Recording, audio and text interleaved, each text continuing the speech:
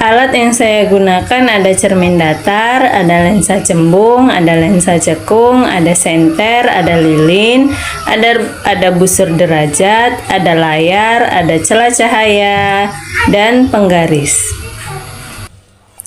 Nah, untuk percobaan pertama, kita akan mempraktekkan pemantulan cahaya pada cermin datar. Pertama, susun lampu senter dan celah cahaya di depan cermin datar. Lalu, nyalakan lampu senter dan amati dengan baik jalannya berkas cahaya pada saat sebelum dan sesudah mengenai cermin datar. Gambarkanlah jalannya berkas sinar pada langkah 2 sehingga tampak sudut datang dan sudut pantul. Ukurlah besar sudut datang I dan besar sudut pantul. Nah, untuk percobaan kedua, pemantulan cahaya pada cermin cembung. Pertama, susun semua alat seperti berikut. Nyalakan lilin dan amati jalannya berkas cahaya pada saat sebelum dan sesudah mengenai cermin cembung.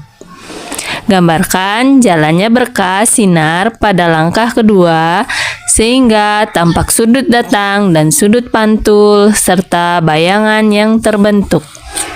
Catat bagaimana sifat-sifat bayangan yang dibentuk cermin cembung.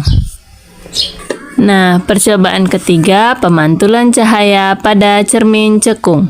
Susunlah semua alat seperti berikut. Nyalakan lilin dan amati jalannya berkas cahaya pada saat sebelum dan sesudah mengenai cermin cekung. Gambarkan jalannya berkas sinar pada langkah 2 sehingga tampak sudut datang dan sudut pantul serta bayangan yang terbentuk. Catat bagaimana sifat-sifat bayangan yang dibentuk cermin cekung. Mengatur jarak benda atau letak layar agar pada layar terbentuk bayangan yang jelas dan tajam. Selanjutnya, ukur jarak benda dan jarak bayangan. Jika benda di depan cermin cekung terus digeser menjauhi cermin, maka pada jarak tertentu bayangan benda akan menghilang atau tidak tampak. Ukur jarak benda dan cermin cekung pada keadaan tersebut. Hasil pengamatan sifat bayangan yang dibentuk oleh cermin datar. Yang pertama, tinggi benda sama dengan tinggi bayangan. Yang kedua, jarak benda ke cermin sama dengan jarak bayangan ke cermin. Yang ketiga, tegak. Keempat, maya. Kelima, sama besar. Sifat bayangan yang dibentuk oleh cermin cembung. Yang pertama, maya. Kedua, sama tegak. Yang ketiga, bayangan lebih kecil daripada bendanya. Sifat bayangan yang dibentuk oleh cermin cekung. Yang pertama, maya. Yang kedua, sama banyak. Yang ketiga, bayangan 2 kali lebih besar daripada bendanya. Untuk selanjutnya, kita akan melakukan percobaan pembiasan cahaya. Alat dan bahan yang saya gunakan ada gelas berisi air, ada kertas, ada celah cahaya, ada senter, ada lensa cembung, ada lensa cekung, ada penggaris, dan busur derajat. Nah, untuk percobaan kali ini kita akan melakukan pembiasan pada gelas kaca. Yang pertama, susun lampu senter, celah cahaya, dan gelas kaca berisi air. Nyalakan lampu senter dan amati dengan baik jalannya berkas sinar pada saat sebelum dan sesudah menembus gelas kaca yang diisi oleh air. Gambarkan jalannya berkas sinar tersebut sehingga tampak sudut datang dan sudut biasnya. Kemudian ukur besar sudut datang dan sudut biasnya. Pergunakan lensa cembung untuk mengamati sebuah huruf pada buku dengan jarak yang relatif dekat antara lensa dan huruf.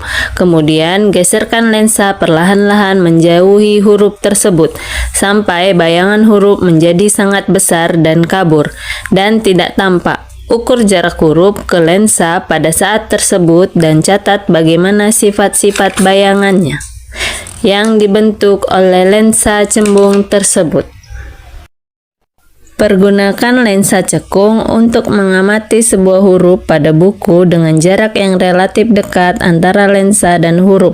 Kemudian geserkan lensa perlahan-lahan menjauhi huruf tersebut sampai bayangan huruf menjadi sangat besar dan kabur dan tidak tampak. Ukur jarak huruf ke lensa pada saat tersebut dan catat bagaimana sifat-sifat bayangan yang dibentuk oleh lensa cekung. Kesimpulan, pembiasan merupakan peristiwa pembelokan arah sinar atau cahaya yang dilalui dua atau lebih medium yang berbeda kerapatan optiknya.